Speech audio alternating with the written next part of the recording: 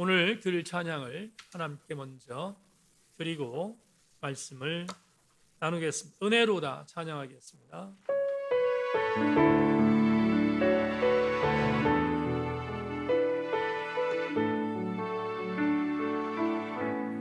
시작됐네 우리 주님의 능력이 나의 삶을 다스리고 새롭게 하네 자유하네 죄와 사망으로부터 나의 삶은 변하구나 충만하네 은혜로다 주의 은혜 한량없는 주의 은혜 은혜로다 주의 은혜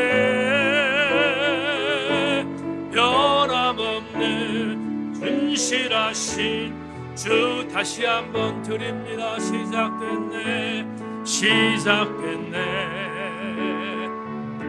우리 주님의 능력이 나의 삶을 다스리고 새롭게 하네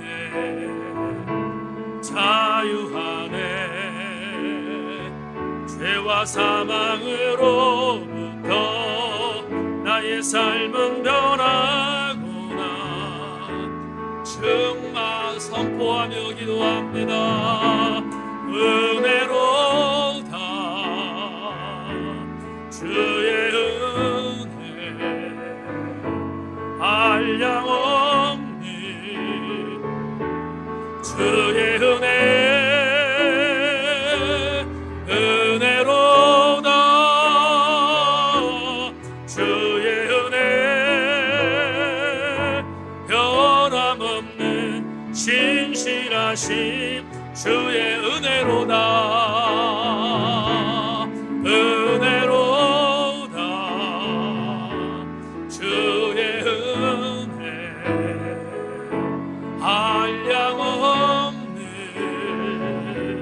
주의 은혜 은혜로다 주의 은혜 변함없는 신실하신 우리 마지막으로 다시 한번 주의 은혜로다 은혜로다 주의 은혜 한량없는 주의 은혜 은혜로다 주의 은혜 변함없는 신실하신 주의 은혜. 오늘 창세기 135번째 제목으로 이런 감동도 있습니다. 이런 제목을 갖고 함께 말씀의 은혜를 나누겠습니다. 여러분 지금 우리가 불렀던 시작됐네라고 하는 심영진 간사의 이 찬양곡이 나온 지가 오래됐는데 이 가사를 곱씹어 보면 가사에 담겨 있는 내용이 오늘 설교와 매치되어져서 설교를 시작하며 이 가사를 다시 한번 되짚어 보겠습니다. 우리가 지금 이렇게 찬송했습니다. 시작됐네. 우리 주님의 능력이 나의 삶을 다스리고 새롭게 하네. 자유하네. 죄와 사망으로부터 나의 삶은 변하고 난 충만하네. 은혜로다. 주의 은혜. 한량없는 주의 은혜. 은혜로다. 주의 은혜. 변함없는 신실하신 주의 은혜. 지금 김영진 간사의 시작됐네라는 이 복음성가의 첫 번째 소절에 은혜가 뭘까? 은혜가 뭘까라는 질문에 답이 나옵니다. 답은 주님의 능력이 나의 삶을 다스리고 새롭게 하는 것이 은혜입니다. 가사의 고백대로 압도하는 주의 성령께서 나의 전 삶을 통치하고 다스리셔서 나를 새롭게 하는 것이 은혜입니다. 이것을 심영진 간사는 곡에 담아 찬양한 것입니다. 이번 주간 새벽 예배 때 지금의 네덜란드죠. 하란의 총리를 역임했던 하란의 캄펜 신학교의 교수였던 아브라함 카이퍼의 말을 전한 적이 있습니다. 네덜란드의 제1정치인이기도 했던 이 아브라함 카이퍼가 원래는 신학자인데 이 사람이 신학교에서 이런 강의를 했고 그리고 학술대회에서 이런 문장을 남겼던 것을 우리 목회자들은 새겨듣습니다. 그가 했던 말이 이렇습니다. 우리 인간 삶의 모든 영역에서 만유의 주제이신 그리스도께서 나의 것이다 라고 외치지 않는 영역은 한치도 존재하지 않습니다. 여러분 이 말을 곱씹다 보면 오늘 심영진 가사가 시작됐네라는 가사에 담은 첫 번째 소절과 기가 막히게 맞아떨어집니다. 주의 능력이 나의 삶을 다스리고 당신의 삶을 다스리는 일체의 모든 영역 속에 하나님의 통치권이 지배되는 세상, 그걸 경험하는 것이 뭐다? 은혜다라고 해석할 수 있습니다. 다시 한번 강조합니다. 하나님의 통치의 영역, 다시 말하면 하나님이 은혜를 주시는 영역 쪽에서 배제되는 이 땅의 피조의 영역은 존재하지 않습니다. 모든 일은 하나님의 통치와 하나님의 계획과 하나님의 지배 속에 이루어진다는 고백을 아브라함 카이퍼를 통하여 그리고 오늘 우리 본문을 통하여 함께 생각해 보기를 원합니다. 여러분 오늘 본문으로 돌아가겠는데 오늘 본문에서 드디어 요셉은 자기 정체를 형들에게 밝힙니다. 우리 지난주 설교를 잠시 묵상한다면 요셉이 파놓은 함정에 걸려든 형들이 다시 요셉 앞에 섰습니다. 그리고 요셉은 베냐민을 남겨두고 너희들 가나안 땅으로 가라라고 선포하자 네 번째 형이었던 유다가 십자가를 집니다. 베냐민을 이곳에 남겨둘 수 없다는 것입니다. 이유는 아버지가 계신 가나안 땅에서 아버지께서 신심당부했는데 막내를 반드시 데리고 오라고 명령했다는 것입니다. 베냐민을 데리고 가지 않는 것은 우리가 가나안에 돌아갈 명분도 없고 이유도 없습니다. 그러니까 총리께서 은혜를 베푸셔서 내가 이곳에 남을 테니까 그러니까 내 막내 동생 베냐민을 형들과 함께 갈 수 있도록 해달라고 애청하는 장면을 우린 지난주에 함께 나누었습니다. 이렇게 감동적인 메시지를 남기자 드디어 오늘 본문에 요셉이 자기 정체를 드러냅니다. 그리고 억제할 수 없는 감정이 복받쳐 올라서 애굽의 모든 수하들을 뒤로 물리고 그리고 펑펑 운 뒤에 형들에게 자기가 누구인지를 밝히는 장면이 오늘 본문에 있습니다. 여러분 1절부터 4절까지 본문을 제가 읽을 테니까 여러분들은 자막을 확인하십시다. 요셉이 시종하는 자들 앞에서 그 정을 억제하지 못하여 소리질러 모든 사람을 자기에게서 물러가라 하고 그 형들에게 자기를 알리니 그때에 그와 함께한 다른 사람이 없었더라. 요셉이 큰 소리로 우니 애굽 사람에게 들리며 바로의 궁중에 들리더라. 요셉이 그 형들에게 이르되 나는 요셉이라. 내 아버지께서 아직 살아 계시니까 형들이 그 앞에서 놀라서 대답하지 못하더라. 요셉이 형들에게 이르되 내게 가까이 오소서. 그들이 가까이 가니 이르되 나는 당신들의 아우 요셉이니 당신들이 애굽에 판자라. 드디어 형들에게 자기가 누구인지의 정체를 밝혔습니다. 그러자 밝히는 어간 요셉이 형들에게 내게로 가까이 오라고 말하잖아요. 내게로 가까이 오십시오. 나를 확인하라는 것입니다. 형들은 두려웠습니다. 놀랐습니다. 그리고 공포에 휩싸였습니다. 공포에 휩싸였다는 단어는 본문에 없지만 공포에 휩싸였다는 것을 증언하는 단어가 오늘 본문에 있습니다. 3절에 보면 요셉이 자기의 정체를 드러내자 형들이 반응한 반응을 하나의 형용사로 본문에 기록하고 있습니다. 뭐라고 말하고 있습니까? 놀랐다 이렇게 말합니다. 놀란 것입니다. 여러분, 놀랐다라는 히브리어 바할은 어떤 문자적인 의미를 갖고 있냐면 두 가지 의미가 있습니다. 첫째는 이 바할이라고 하는 놀랍다라고 번역한 이 단어는 맥이 빨라지는 것입니다. 맥박이 빨라지는 것입니다. 왜 맥박이 빨라졌습니까? 너무 놀랐기 때문입니다. 두 번째, 이 바할이라는 히브리어 안에 담긴 또 하나의 뜻은 뼈가 떨린다는 뜻입니다. 그냥 떨리는 게 아니라 뼈가 떨립니다. 여러분, 뼈가 왜 떨립니까?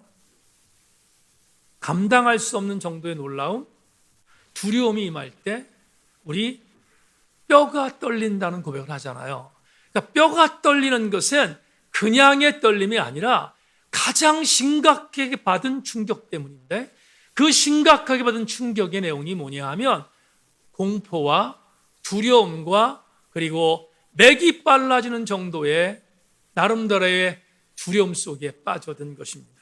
왜 그랬을까? 이유는 간단합니다. 지금 앞에 있는 자가 자기들이 팔아버린 요셉이라니 얼마나 여러분 걱정이 되겠습니까?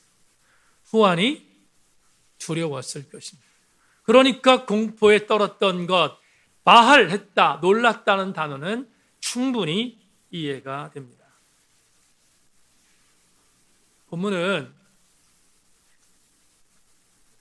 드디어 자기의 정체를 드러낸 요셉이 형들에게 두렵고 떨리는 마음으로 지금 공포에 휩싸여 있는 형들에게 그 마음을 알고 대단히 중요한 요셉이 두 개의 구절을 통하여서 우리에게 아주 중요한 영적인 교훈을 허락하고 있는데 그 구절이 뭐냐? 오늘 5절, 7절입니다. 여러분, 이제 5절과 7절을 자막을 통해서 함께 보겠습니다. 한번 볼까요? 5절 같이 읽습니다. 시작. 당신들이 나를 이곳에 팔았다고 해서 근심하지 마소서, 한탄하지 마소서. 하나님이 생명을 구원하시려고 나를 당신들보다 먼저 보내셨나이다. 7절로 가겠습니다. 7절도 같이 읽습니다. 시작. 하나님이 큰 구원으로 당신들의 생명을 보존하고 당신들의 우선을 세상에 두시려고 나를 당신들보다 먼저 보내셨나니 그런 8절 같이 읽습니다. 시작. 그런즉 나를 이리로 보낸 이는 당신들이 아니요 하나님이시라. 하나님이 나를 바로에게 아버지로 삼으시고 그 온 집의 주로 삼으시며 애굽의 온 땅의 통치자로 삼으셨나이다. 다 같이 아멘 합시다. 자, 여기 지금 5절과 7절, 8절에 의하면 두 단어가 눈에 띕니다. 형들이 공포에 질려서 가까이 가서 동생을 보았는데 공포에 질려서 바알하고 있는 바로 그 어간 요셉이 형들에게 이어서 반복해서 말합니다. 걱정하지 마십시오. 두려워하지 마십시오. 당신들이 나를 이곳에 판 것은 당신들이 팔았지만 그것은 하나님의 계획이었습니다. 그렇게 말합니다. 하나님께서 계획하신 것인데 무슨 계획이냐면 하나님이 나를 이곳에 팔므로 인하여, 앞으로 설명할게요, 여러분. 오늘 설교를 통해 설명할 것인데 이런 이유 때문에 하나님이 나를 파르셨습니다. 근데 두 번에 걸쳐서 중요한 단어가 나옵니다. 이렇게 먼저라고 말합니다. 뭐라고요? 먼저. 그러니까 하나님께서 먼저 생각하셔서 형들, 당신을 도구 삼아 나를 이곳 애굽으로 판 것이라고 지금 설명하고 있습니다. 얼마나 무서웠겠어요, 지금? 자기들이 팔았던 동생 요셉이 바로의 그 다음 서열이었던 애굽의 2인자로 등극하여 지금 자기들 앞에 서 있습니다. 아무리 자기 동생이지만 지은 죄가 있었던 형들은 바알, 정말로 놀랍고 두려워할 수밖에 없는 사인 것을 우린 본문을 통해서 알게 됩니다. 그런데 5절과 7절을 우리가 함께 읽었습니다. 읽으면서 형들을 안심시키는, 하나님께서 이 계획을 했습니다, 하나님께서 먼저 이 일을 했습니다 라고 안심시키는 이 안심에 대한 부분들을 전해 주었음에도 불구하고 형들은 아직도 불안해하고 있습니다. 오늘 본문은 이 요셉이 자기의 정체를 드러내서 형들을 안심시킨 것을 전제하면서 두 가지 아주 중요한 사실을 알게 해줍니다. 5절과 7절을 통하여 우리는 오늘 여러분에게 말씀드리려고 하는 담임 목사의 메시지를 이렇게 해석할 수 있습니다. 자막 볼까요? 여러분, 오늘 우리는 앞으로 우리 설교를 통해서 마지막 부분까지 끝까지 살피겠지만 이 레마를 감동으로 받아야 합니다. 오늘 설교 제목은 이런 감동도 있습니다입니다. 그런데 하나님이 우리에게 주는 감동이 뭐냐? 하나님이 우리에게 오늘도 주시는 감동, 본문만 있는 게 아니라 본문 텍스트에 있는 감동이 아니라 오늘 우리에게 임하는 컨텍스트의 감동이 뭐냐? 이겁니다. 하나님께서 당신들의 자녀들을 위하여 앞서 일하십니다. 그냥 일하지 않고 어떻게? 앞서 일하십니다. 오늘 본문에 있는 단어로 바꾸겠습니다. 하나님께서 당신의 자녀를 위하여 먼저 일하십니다. 오늘 우리에게 주시는 감동의 메시지입니다. 여러분 5절을 다시 한번 볼까요? 5절만 다시 해보겠습니다. 당신들이 나를 이곳에 팔았다고 해서 근심하지 마소서, 한탄하지 마소서. 하나님의 생명을 구원하시려고 나를 당신들보다 어떻게? 먼저 보내셨습니다. 여러분, 요셉은 형들이 자기를 판 사건을 하나님의 작품과 하나님의 계획임을 선포했습니다. 20년 전 형들을 생각해 볼 때 형들에게는 나름대로 정말 지금의 입장에서 바라볼 때는 끔찍한 일을 범한 범죄였지만, 그런데 요셉은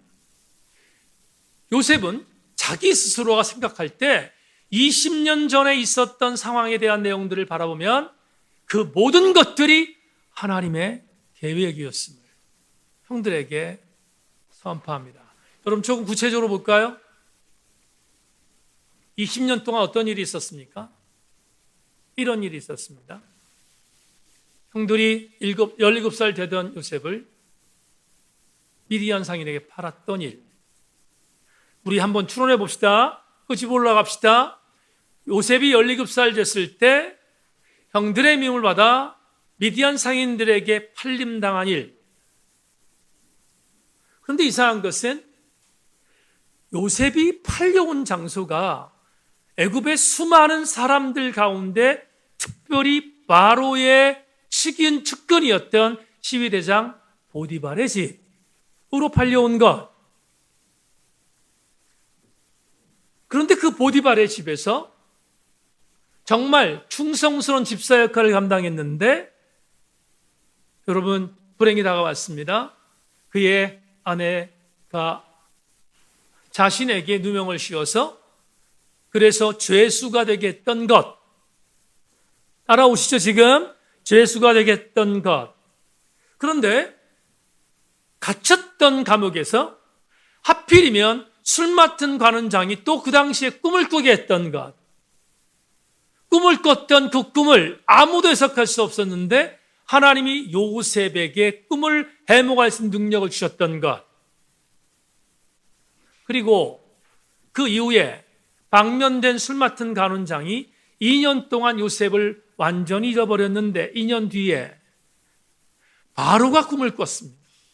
바로가 꿈을 꿨는데 바로가 그 꿈을 꿨던 내용에 대하여 애굽의 실사들 중에 한 명도 해석할 수 없도록 만들었던 것.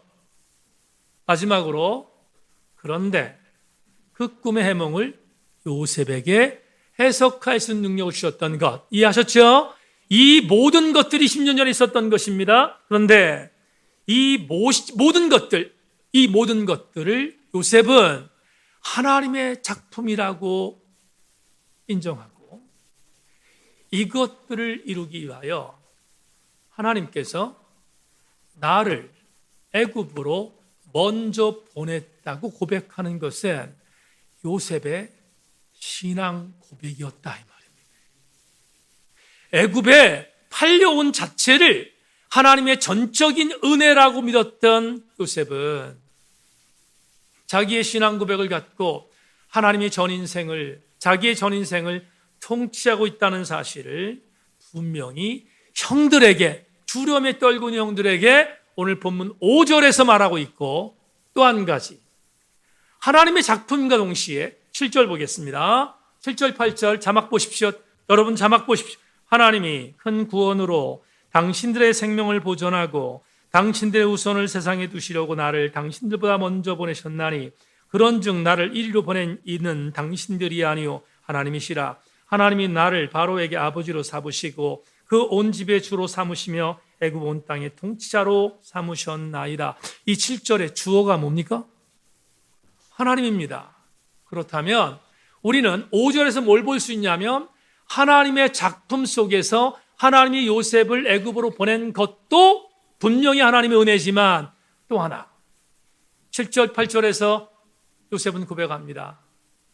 나를 이곳에 보내신 이유는 아버지뿐만 아니라 형들의 가족뿐만 아니라 내 가족을 통하여 하나님께서 계획하신 일들을 앞으로 이루기 위해서였습니다라고 고백하잖아요. 그러면 우리 오늘 내 말을 이렇게 보는 거죠. 하나님은 나를 위하여 일하시고, 다 같이 아멘. 하나님은 나를 위해서 일하시는데 그 일하심은 그때만 일하는 것이 아니라 앞으로도 계속해서 일하신다는 것까지 보여주는 것, 그게 오늘 본문의 레마다 이 말이에요. 그러니까 하나님은 당신의 자녀들을 위하여 과거에 일하셨고 앞으로 일할 것이라는 이 기가 막힌 은혜는 설교 제목입니다. 우리에게 주신 하나님의 감동인 것입니다. 한 가지만 주석을 좀 하겠습니다. 앞으로 하나님께서 이루실 일에 대한 일하심도 있다고 말씀을 드렸는데 그 일하심에 대한 부분들을 해석할 수 있는 하나의 주석을 말씀드리겠습니다. 여러분, 오늘 본문 7절을 다시 보겠습니다. 7절만 다시 보겠습니다. 하나님이 큰 구원으로 당신들의 생명을 보존하고 당신들의, 따라합시다, 후손을, 따라합니다, 후손을. 지금 요셉이 이렇게 말합니다. 하나님이 큰 구원으로 당신의 생명들을, 당신들의 생명입니다, 형들의 생명을 보존하고 앞으로 여러분에게 있을 누구까지, 후손들까지 세상에 두시려고 나를 이곳에 먼저 보냈다고 지금 요셉이 선포합니다. 그러면 후손이라는 단어가 해석의 대상이 됩니다. 왜냐하면 우리는 후손이라는 단어를 좀 집어봐야 될 이유가 있는 것은 하나님이 앞으로 일하실 것에 대한 내용이 이 안에 들어가 있기 때문에 그렇습니다. 후손이 누군가, 지금 형들의 아들, 딸뿐인가? 그렇지 않습니다. 형들의 아들, 딸, 그리고 베냐민의 아들, 딸, 그리고 요셉의 아들, 딸뿐만 아니라 다시 조금 더 연락장에서 야곱이라고 하는 야곱의 아들들과 그의 손자들까지, 여긴 요셉도 들어가죠? 다 들어갑니다. 그들뿐인가? 그렇지 않습니다. 그러면 여기 나오는 후손, 앞으로 세상에 남겨둘 후손이 누군가? 여러분, 구약학자의 주석을 하나 읽어드리겠습니다. 후손이라는 단어, 시어리트라는 이곳은 성경의 다른 곳의 한결같이 남은 자를 뜻하며 선지자들의 신학에서는 대단히 중요한 개념이다. 야곱의 집안 사람들이 구세일생으로 혹독한 기근으로 인한 멸망을 피하게 된 것이 이스라엘 민족의 미래 생존에 대한 소망의 씨앗을 보존한 것이라고 할 수 있는 차원에서 이들은 뭐라고요? 남은 자들이다. 자, 참여는 송명훈 교수의 주석을 제가 애용하지만 송 교수의 이 주석에 대해서 제가 동의하는 이유는 뭐냐 하면 여러분 잘 기억합시다. 지금 후손이란 개념에 대한 부분들이 요셉을 통하여, 먼저 요셉을 애굽에 보내셨잖아요. 애굽에 보낸 요셉을 통하여 지금 성취되고 있는 것이 보이는 게 뭐가 보이는가 하면 아브라함, 이삭, 야곱, 그리고 요셉의 계보로 이어지는 그 계보로 이어지는 후손들이 기근으로 인하여 한 대에 완전히 망할 수 있었어요. 7년의 대기근으로 인하여 완전히 그 씨족 자체가 없어질 수 있었다 이 말이지요. 그런데 요셉이라는 한 사람을 통하여 하나님이 그 요셉을 통하여 쓰심으로 인하여 그의 모든 계보들이 기근이라는 엄청난 고통 속에서 살아남는 남은 자들이 되었잖아요. 그러면 이 남은 자들은 결국 누가 되는가? 요셉의 이 계보를 통한 남은 자들은 모세의 계보가 되고, 모세의 계보를 통하여 이루어진 이들은 다윗의 계보가 되고, 다윗의 계보를 통하여 남은 이 계보는 여러분 아시는 예수 그리스도가 탄생하는 계보까지 이루어진다는 사실을 본문이 우리에게 암시해 주고 있잖아요. 그러면 분명히 나오기 남아있는 후손은 남은 자인 것이 분명합니다. 사랑하는 여러분, 여러분에게 이렇게 권고합니다. 우리는 하나님의 감동을 받은 자입니다. 왜 하나님의 감동을 받았는가? 자, 다른 설교에서 말씀드렸습니다. 이스라엘 신앙 공동체 아브라함, 이삭, 야곱, 요셉, 그리고 모세, 다윗으로 이어지는, 그리고 예수 그리스도로 이어지는 구속사의 계보의 궁극적인 마지막 후손들은 누구인가? 교회 공동체를 통하여 구원받은 저와 여러분이 아닙니까? 그렇다면 저와 여러분들은 오늘 본문에서 남은 자의 계보에 들어가는 그 인원 속에 우리가 포함되어 있다는 것을 보면 오늘 설교의 제목은 조금 더 어색하지 않습니다. 오늘 여러분은 하나님께서 택하여 구원받은 백성으로 하나님의 구속사를 이루어 가고 있는 구원의 주인공들인 것을 명심하고 남은 자인 것을 명심하고 하나님의 은혜에 감사할 수 있기를 주의 이름으로 축원합니다. 그렇다면 오늘 설교의 마지막 부분인데 이렇게 하나님이 주신 은혜, 하나님이 주신 그 은혜의 감동을 지켜나가기 위하여 한 가지 우리가 해야 할 일이 있습니다. 하나님이 우리를 통하여 구속사의 남은 자로서 하나님의 뜻을 이루어가고 있다는 걸 우리가 믿는데 그 구속사의 주인공으로 우리가 살아가기 위해서 한 가지 해야 할 것이 있다. 그게 뭔가? 하나님의 은혜에서 이탈하지 않는 것입니다. 하나님의 은혜에서 이탈하지 말라. 마지막 성경적 내증을 여러분에게 소개할까 합니다. 출애굽기 33장 주목하십시다. 빠른 속도로 해석하겠습니다. 하나님은 이스라엘 백성들을 출애굽시키셨습니다. 요셉의 가족들이 70명으로 시작됐던 요셉의 가족들이 애굽에서 살다가 430년이 흘렀습니다. 이방 200만 명 정도가 되는 거대한 민족으로 확장되었습니다. 그런데 430년간 그들은 애굽에 종살이를 했음을 인하합니다. 하나님이 때가 되어 크로노스의 시간 430년이 끝나자 카이로스의 시간 된 어느 날 모세를 들어서 그들을 애굽에서 탈출시켰습니다. 이걸 소위 우리는 뭐라고 하죠? 출애굽이라고 합니다. 탈출했습니다. 그리고 그들은 한 달 보름 만에 하나님이 목적하시던 첫 번째 장소에 도착합니다. 그 장소는 바로 시내산이었습니다. 시내산에 도착했습니다. 하나님은 출애굽기 19장부터 24장에 나와 있는데 하나님은 시내산에 도착한 이스라엘 백성들에게 시내산에서 장막치라고 명령하셔서 200만 명의 이스라엘 공동체는 시내산 밑에서 장막을 치고 머물러 있었습니다. 하나님이 모세를 시내산으로 부르셨습니다. 부르셔서 모세에게 하나님을 만나게 해주는 기회를 허락하셨습니다.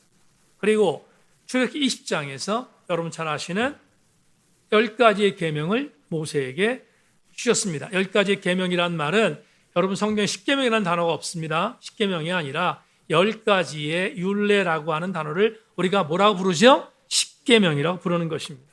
10계명을 출애굽기 20장에서 받았습니다.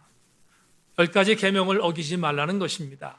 이스라엘 신앙 공동체가 가나안에 들어가서 이 10가지 계명을 반드시 지켜라 하는 명령을 내리셨습니다. 그런 뒤 하나님은 거기서 머무르시지 않고 출애굽기 21장, 22장, 23장에서 소위 언약법전이라는 하위 명령, 하위 율법들을 모세에게 허락하십니다.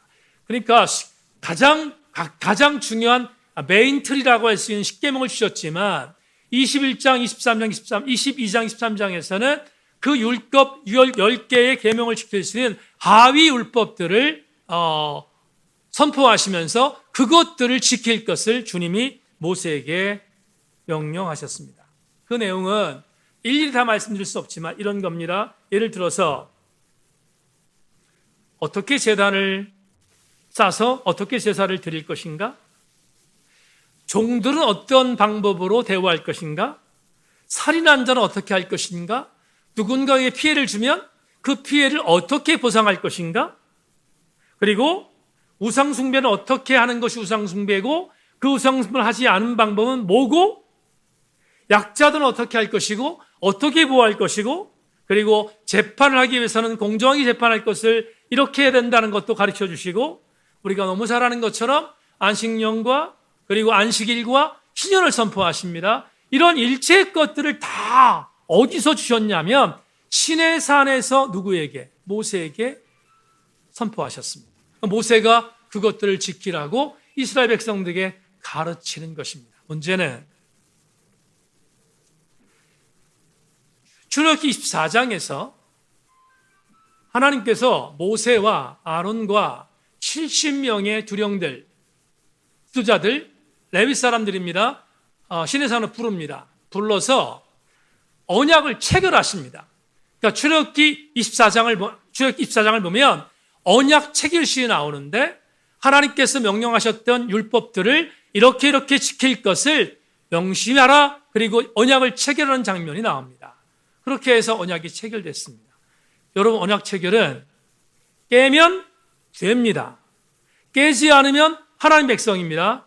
그렇게 하면 되는데 문제는 뭐냐 하면 밑에 있었던 시내산의 밑에 있었던 사람들, 시내산 밑에는 지금 200만 명이 살고 있는데 200만 명 중에서 상당수 많은 사람들이 모세가 시내산에서 내려오지 않으니까 그러니까 안달이 났습니다. 그리고 더 이상 기다릴 수 없다 생각하고 먼저 내려온 아론을 압박해서 금송아지를 만듭니다. 아시죠? 금송아지를 만들었습니다. 그리고 금송아지를 만든 뒤에 이게 우리를 애굽에서 인도해낸 하나님이야 라고 말합니다. 그리고 그걸 섬기기 시작합니다. 그리고 여러분에게 설교했는데 그리고 난 뒤에 술을 먹고 음식들을 먹으며 카니발, 동물들을 죽이고 그것들을 먹는 유격 파티를 하고 자헤크, 성적으로 난잡한 성적 타락을 그 장소에서 벌입니다. 하나님이 대노하셨습니다. 하나님이 대노하셨습니다. 지금 시내산에서 십계명을 받고 있는 모세에게 이렇게 말합니다. 모세야, 내가 지금 많이 화가 나 있다. 너에게 십계명을 주었고 너희들에게 하위법을 주었는데 밑에 있는 백성들이 난장판을 벌이고 있다. 내가 이 백성 받는 거 후회한다. 알고 보니까 금송아지 사건입니다. 모세가 밑에 내려갑니다. 내려가서 하나님께 받은 두 돌판 가지고 금송아지를 박살냅니다. 가루를 냅니다. 그리고 거기에 범죄에 연루한 3,000명을 죽입니다. 비극이죠. 여러분, 금송아지 사건의 난장판의 비극은 3,000명을 완전히 척결하는 것으로 끝나는 것처럼 보이는데 하나님의 분노는 가라앉지 않습니다. 하나님 분노 가라앉지 않아요. 그리고 하나님께서 당신의 섭섭함을 모세에게 명령합니다. 모세에게 당신께서 어떻게 할 것인가? 출애굽기 33장 1절로 3절에 이렇게 말합니다. 자막 보십시오. 여호와께서 모세에게 이르시되 너는 내가 애굽 땅에서 인도해낸 백성과 함께 여기를 떠나서 내가 아브라함과 이삭과 야곱에게 맹세하여 내 자손에게 주기로 한 그 땅으로 올라가라. 내가 사자를 너보다 앞서 보내어 가나안 사람과 아모리 사람과 헷 사람과 브릿 사람과 히 사람과 여붓 사람을 쫓아내고 너희를 젖과 꿀이 흐르는 땅에 이르게 하려니와 나는 너희와 함께 올라가지 아니하리니 너희는 목이 곧은 백성인즉 내가 길에서 너희를 진멸할까 염려함이니라. 풀겠습니다. 하나님 분노가 가라앉지 않았습니다. 그리고 모세에게 명령합니다. 모세야, 시내산에서 내 백성들이 머물러 지 오래다. 떠나라. 명령하십니다. 젖과 꿀이는 가나안 땅으로 가라는 명령이 떨어졌습니다. 그런데 이렇게 말합니다. 그런데 내 백성들을 가나안 땅에 올라 보내는데 나의 사자를 보내겠다. 나의 사자를 보내서 가나안의 7 족속들을 쫓아내 줄 거다. 쫓아내 줄 거다. 그러니까 올라가라. 그런데 단서가 있습니다. 어떤 단서가 있느냐? 이렇게 말합니다. 내가 너희 백성들이 올라가면 7 족속을 다 쫓아내고 그리고 너희들이 올라가서 그 땅을 차지하도록 만들어 주겠지만 나는 너희들과 함께 가지 않을 거다. 이렇게 말합니다. 나는 너희들과 같이 가지 않을 거야. 이렇게 말해요. 모세는 하늘이 무너지는 줄 알았습니다. 여러분, 하나님이 방법을 만드셔서 가나안 땅에 들어갈 수 있도록 모든 것들을 길을 열어준다고 했습니다. 올라가면 그렇게 될 것입니다. 그런데 모세는 물러서지 않습니다. 뭘 물러서지 않느냐면 하나님이 가지 않겠다고 선언하신 그 선언은 결국 사형 선고임을 알았습니다. 여러분, 이런 생각합시다. 하나님의 백성이 하나님의 땅으로 들어가는데 하나님의 방법은 있는데 하나님이 없어. 아무것도 아닙니다. 아무것도 아닙니다. 내가 모든 길을 열어줄 거야. 너희들 가는 내 모든 대적들을 없애줄 거야. 근데 나는 가지 않을 거야. 모세는 의미가 없었습니다. 그리고 목숨을 건 중보기도를 시작합니다. 하나님께 목숨을 겁니다. 하나님께 당신이 올라가지 않으면 우리도 가지 않겠습니다. 여러분, 출애굽기 33장 12절과 13절 말씀을 보면 거기에 기가 막힌 고백이 나옵니다. 자막 보실까요? 모세가 여호와께 아뢰되 보시옵소서 주께서 내게 이 백성을 인도하여 올라가라 하시면서 나와 함께 보낼 자를 내가 지시하지 아니하시나이다. 주께서 전에 말씀하시기를 나는 이름으로 너를 알고 너도 내 앞에서 은총을 입었다 하셨사온즉 내가 참으로 주의 목전에 은총을 입었사오면 원하건대 주의 길을 내게 보이사 내게 주를 알리시고 나로 주의 목전에 은총을 입게 하시며 이 족속을 주의 백성으로 여겨 주시기를 원합니다. 여러분, 이 구절이 개역 개정판으로 읽었으니까 좀 무비할 것 같아요. 건조할 것 같아요. 메시지 번역으로 읽겠습니다. 이 번역을 유진 피터스는 이렇게 썼습니다. 모세가 하나님께 아뢰었다. 보시옵소서 하나님께서 세계의 백성을 이끌고 가라고 하셨지만 누구를 저와 함께 보내실는지 알려주지 않으셨습니다. 주께서는 제게 나는 너를 잘 안다, 너는 내게 특별한 존재라고 말씀해 주셨습니다. 제가 주께 특별한 존재라면 주의 계획을 알려주십시오. 그러면 제가 계속해서 주께 특별한 존재가 될 것입니다. 이 백성은 주의 백성이며 주의 책임이라는 것을 기억하여 주옵소서. 여러분, 이 구절이 뭘 의미하지요? 이걸 의미합니다. 하나님, 제게 말씀해 주지 않았습니까? 우린 당신의 백성이라고. 당신의 백성이기 때문에 당신이 나에게, 우리 백성들에게 뭔가를 알려준다고 하지 않았습니까? 그런데 하나님, 당신이 올라가지 않아요? 우리에게 알려주시는 당신이 올라가지 않는다는 게 말이 됩니까? 안 된다는 거예요. 올라가지 않는다는 말이 안 된다는 거예요. 그래서 12절과 13절, 출애굽기 33장에 11과 13절에서 이렇게 말했지만 그 전에 목숨을 건 담보기도의 중보 제목이 5절 이하에 나오는 거예요. 여러분, 출애굽기 33장 5절 이하에 보면 5절에 이렇게 말씀하고 있습니다. 제가 풀겠습니다. 하나님께서 만에 하나 우리와 함께 올라가지 않는다면, 하나님께서 만에 하나 우리와 함께 올라가지 않는다면 우리도 가지 않겠습니다.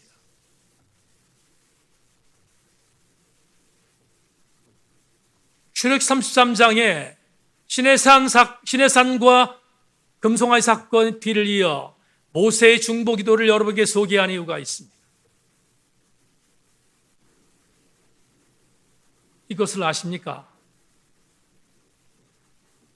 하나님께서 우리보다 먼저 앞서 가셔서 일을 하시고 앞으로도 우리를 위하여 일하실 것이라는 것을 믿는 것이 신앙 고백이라면